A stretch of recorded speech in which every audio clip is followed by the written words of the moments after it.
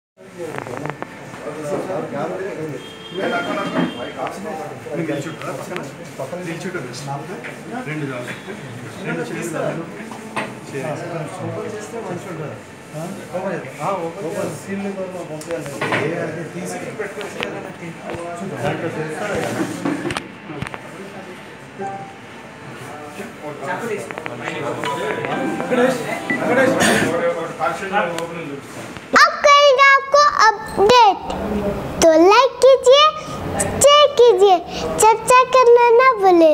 Channel news आपकी आवाज़।